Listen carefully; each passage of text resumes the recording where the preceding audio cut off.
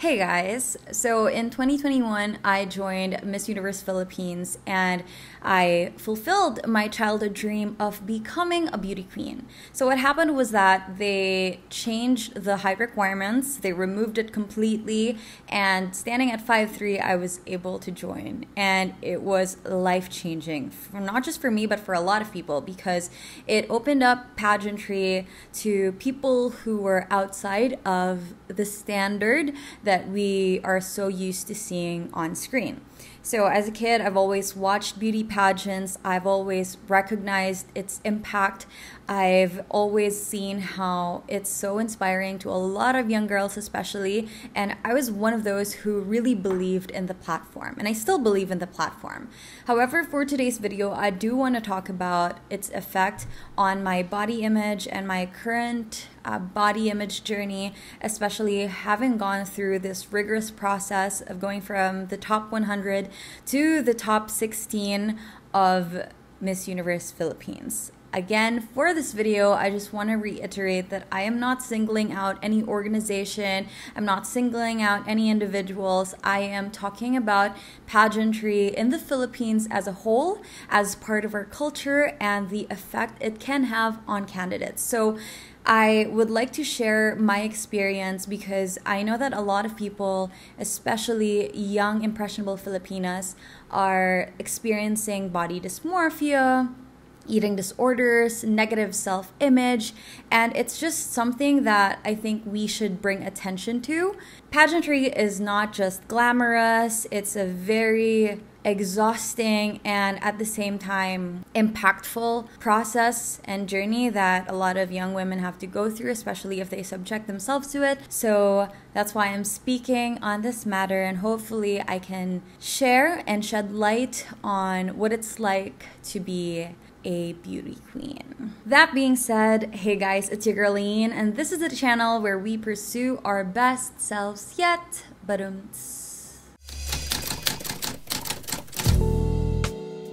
So anyway, let's go back to the beginning of my journey, or rather, before the beginning of my journey, because this happened during the pandemic. I joined in 2021. So in 2020, I was actually in the middle of my fitness journey. And the reason that I was working out was my business had to stop operations. I did not have gigs. So I really had nothing to do but to work out. And so I was very public with my fitness journey. And it's something that I shared on my social media as well. I shared it on TikTok. I shared it everywhere.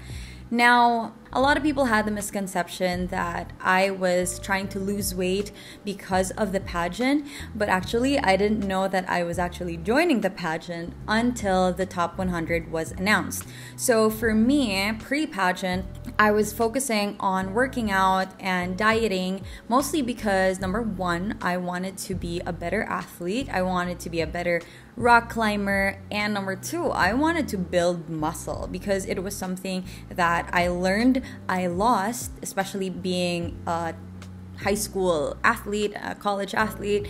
I was really focused on getting stronger again. Now, I was in the middle of that fitness journey when I was announced as part of the top 100. I really was optimistic about joining, but I really didn't think that I would be able to because it was just unheard of before. Somebody as short as I was, especially somebody as vocal about my height as I am, it's just not something that I saw before. So when I was announced as part of the top 100, I was like, okay, this is happening. And that's really when it sunk in. And that was the time where I did all of my technical preparations, such as pasarela or runway training. I did all of my photo shoots. In fact, my glam photo shoots, those were not done until after the top 100 was announced. So you can just imagine how hectic and how all of a sudden these things happened, and I was really just trying to learn as much as I could about being a beauty queen in that very short time. I was immediately made aware of how much weight I had to lose because of a few acquaintances that I met along the way. So like I said, I'm a beginner in this space, and during that short time, a lot of people reached out to me, tried to help me, and I've gotten feedback from so many people about what I should be doing. One in particular that stood out was somebody who told me that I needed to get to 105 pounds in order to look tall on stage. At that point, I was at 118. And 118 to me was a very optimal weight. I was healthy, I was strong, I was at the peak of my lifting abilities, I was rock climbing like crazy. I felt like physically I was very fit, and yet I was told on the spot that I needed to lose that much weight in about a month. Obviously, I was in shock because I just didn't know how that was possible, losing that much weight in a span of a month. And honestly, I tried to reject that notion. I really rejected it from the get-go. I was like, that's just not possible. I don't think I will be healthy if I try to lose that much weight in such a short amount of time. So I was just like, whatever. But on top of that, people also told me that I had to shave or tapyas my cheeks off, meaning like get something done so I could like shrink my face. As you can see, I have a very round face, and when I'm online it's so prominent because when I post my TikToks, they're selfies, so my face is kind of like so in your face on the screen. So a lot of people were telling me that I looked big in interviews because of my round face, so I had to do that. And then I was also told to get veneers because they could do something about the positioning of my teeth so that I would look, I don't know, slimmer or something like that. But I really like my teeth, first of all.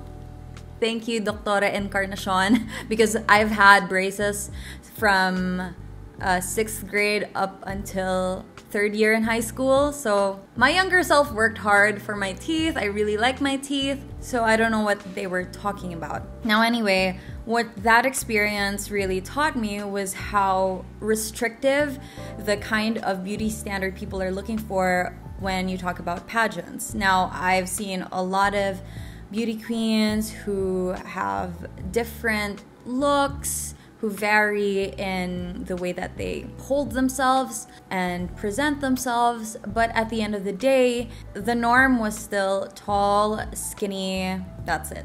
Another thing that I experienced during this time was the constant comparison. So I would get pictures of me, of my photo shoots, collaged next to other girls who had similar photo shoots. So for example, there was one photo shoot where my leg was shown, like I was wearing, I think, a bodysuit or a swimsuit, a one-piece suit, and they put it right next to Bea's, and Bea, as you know, was the winner for that edition of Miss Universe Philippines, and she is tall and slender and statuesque. And of course, if you put a photo of a 5'3" woman next to someone who stands at 5'9", 5'10", the difference would be so drastic. And that was something that I kept seeing on my feed, something that I kept being tagged in. That was something that people made fun of because I was shorter and stumpier. And these are things that I was not even self-conscious about before I joined the pageant, that people were constantly pointing out. I understand as well that that comes with the territory. When you join a pageant, that's what it is. But I wish I just knew the extent of it before joining, so I could have prepared myself emotionally. You know what I'm saying? I knew how pageantry worked. However, I did not know the emotional impact it would have and the mental impact it would have on a lot of girls. Because when I met my fellow candidates, when I met so many other beauty queens, I realized that all of us had gone through the same thing and that a lot of us felt the same way about these criticisms. And a lot of pageant fans and people in the pageant community would mask it as taking care of the reputation of the Philippines in pageantry, or like just being more discerning of the beauty queens who represent the Philippines. But at the end of the day, beauty queens are human beings, and I think that's something that the pageant community tends to forget I just wanted to put it out there. So anyway, I was actively rejecting all of these feedback and all of these comments on my body because I kept telling myself that if people are not used to seeing someone like me, a woman at 5'3" with heavier bottoms, you know, because my body type, okay, you can't see my body type right now, but I am a pear-shaped 5'3" woman with a flat chest and bigger arms than the normal beauty queen. So that's kind of like my body type, and a lot of people are not used to seeing that. And the more I heard all of these rejections and negative criticism, the more I wanted to stand by myself and really show up, because I realized that people are not used to seeing girls like me, when in fact I'm pretty common. I'm a very average looking Filipina. So if you think I'm not qualified, then that means you think a lot of other Filipinas are not qualified. And that to me was just unacceptable, because pageantry is just so empowering if we allow it to be. So that being said, I still lost weight. Even though I tried to reject all of these criticisms, I still lost weight, mainly because of stress, number one. Number two, the busy schedule was just insane. I was trying to catch up in terms of photo shoots, and so sometimes I would have days that are just 12 hours straight of photo shoots. And even though I would have food with my team and I would order food for my team, I still could not eat because I had the worry of being bloated. I was scared of looking bloated, etc. And so I wouldn't eat until late at night, or unless my mom tells me and forces me to eat. But most of the time, I just didn't have the appetite for it. Another thing was that I had to stop most of my powerlifting and my lifting sessions because I did not have the time or the energy to do it anymore. And so I actually lost a lot of muscle during that time. I used to have really prominent traps that I loved. My back muscles, I was really proud of them. I lost them because, of course, when you don't eat properly, you don't have enough protein in your diet, you're not lifting heavier, you're gonna lose your muscle. And so I became skinnier than I've ever been in my adult life. And yet, that was not enough for some people. But at the same time, it was also conflicting because for some people, I was a hypocrite. Some people told me that because I was already skinny, then I was no longer representing them, or like I was no longer challenging the norm. When in fact, getting skinny was not the plan. It was not something that I actively tried to do. It was just the stress and the schedule and the pressure that came with joining the pageant. Of course, I know how I could have handled that differently, but aren't we all just perfect and more clear in hindsight? But now, anyway, I digress. Whatever happened, and here we are. That's why I'm trying to make this video, because I want to tell you guys about that experience and what I've learned since then. This is what I struggled with after the competition, because during the competition, I was just focused on being the best candidate I could possibly be. I wasn't really aiming to win at that point because I was very self-aware that a lot of the other beauty queens were better prepared than I was, and if anything, I only had my Q&A skills to lean on. But other than that, before I could get to the Q&A, I had to excel at the evening gown and the swimsuit competition, and those were just not my forte. So I knew that I didn't have that big of a chance at winning. So I tried to just be as strong as I could. I just wanted to finish strongly. I wanted to represent well, and I wanted to give people a good performance. I wanted to give myself a good performance. I just wanted a really good experience, and that's what I focused on. However, once all of that was done, obviously no more pressure from the pageant itself. I no longer had to wear heels, no more styling, nothing whatsoever. The next few months was where the body dysmorphia really sank for me.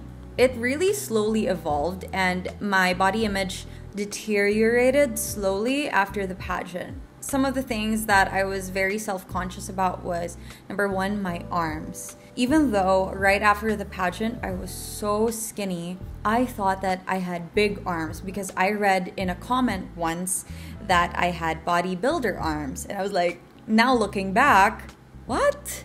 I'm very confused about it, but at that time, I believed them. Another thing was I got really anxious going to events because I knew that I was not in my beauty queen body type stage anymore, and I was so scared of people like putting me next to other beauty queens and standing next to them and knowing that I was not in my quote unquote prime, and it was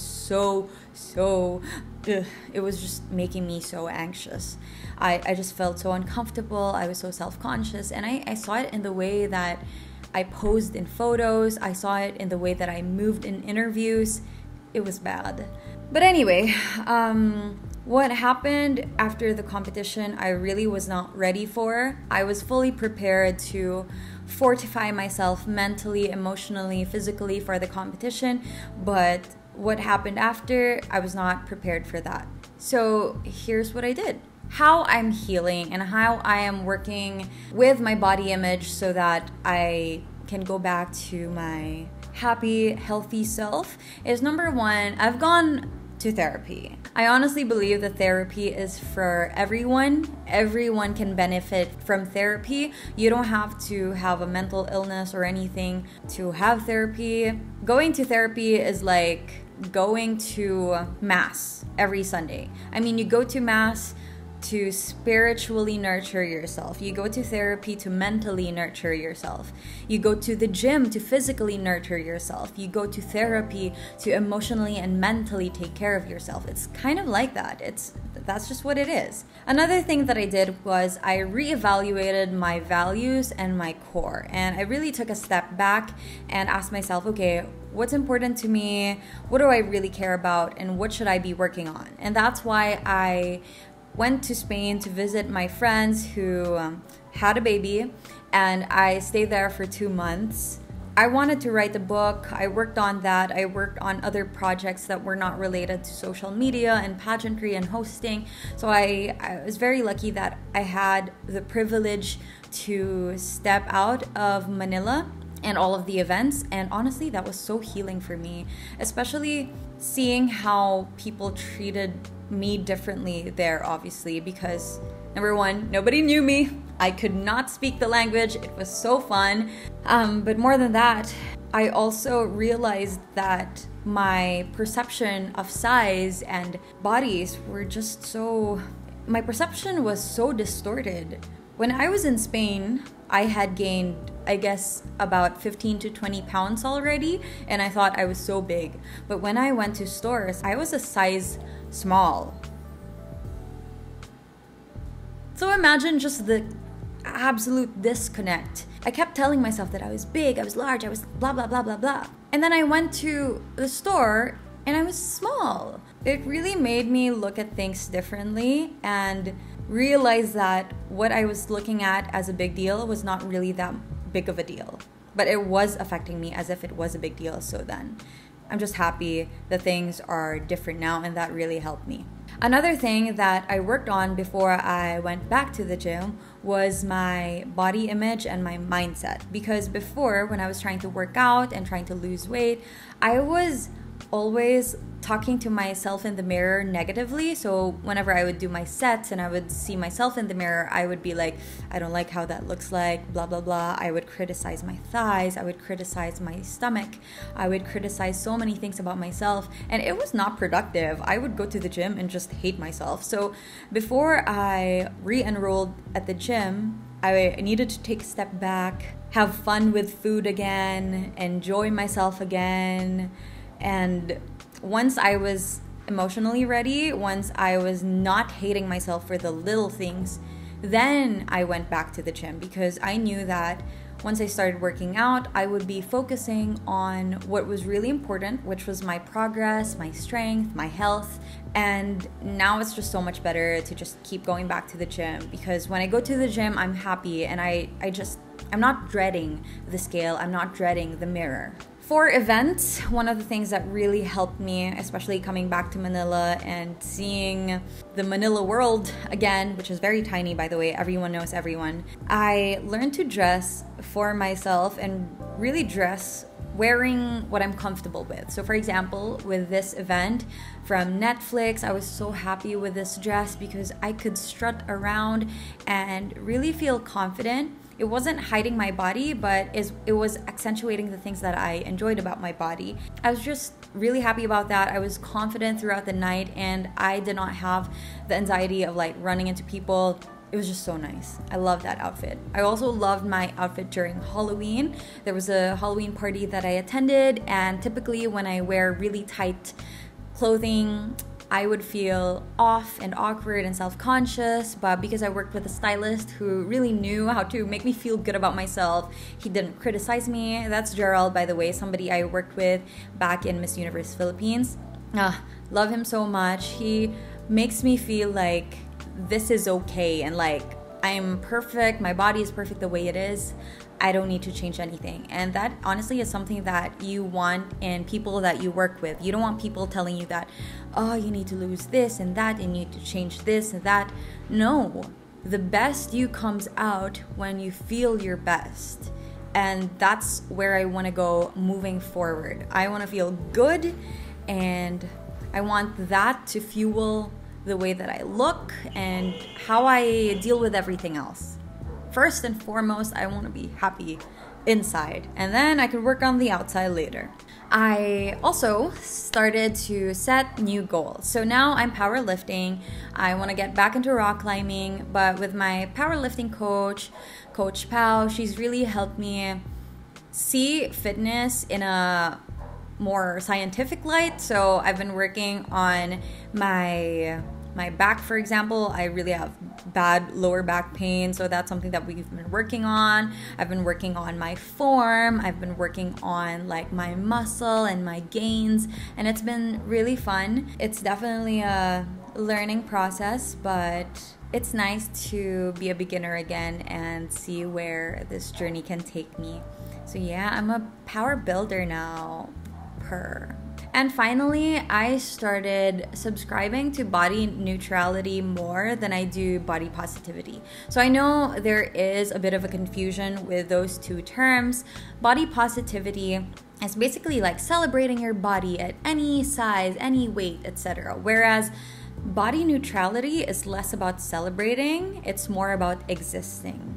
Yeah, because the thing is, our bodies are going to continue to change as we grow, as we age, and it's something that I can never avoid, we can never avoid. When I was in high school, when I was a teenager, I was skinny, and I thought I was going to be skinny for life. As soon as I joined corporate, I gained so much weight, and then I got back into fitness. I became super fit and super strong, and then I joined a pageant. I got really skinny again, but then it hit me and I was struggling with my body image, and then I gained again. Other things such as illness and pregnancy and traveling, these things, and aging and growing up, these things will just continue to affect how our body is, and we need to be comfortable just existing in this body because it's just part of us. This does not define who we are as a person, and that's something that I'm really trying to embody and trying to uphold. I am learning that I am a whole person. I am a whole person, and I am not just one part of myself. I am not just my body, and it's so liberating to feel that way, to finally buy clothes that fit me as opposed to trying to fit my old clothes. It's so helpful to wear what feels good to me and what others think are trendy. It's so nice to be able to show up as myself and not feel like I have to hide. And so this is something that I'm working on at the moment. I'm definitely healing my body image after the tedious process of becoming a beauty queen, but hopefully after and throughout this journey, I am able to share that being a beauty queen or being somebody with influence doesn't boil down to just what you look like on the outside, but more about who you are on the inside. And really, that's what it's all about. That being said, if you guys enjoyed this video, I hope you enjoyed this video. If you have some thoughts, if you guys are struggling as well, if you want to know about my fitness journey, yada, yada, yada, let me know in the comments below. I'd love to read through them. If you're planning to leave a mean comment, I will probably not respond to you.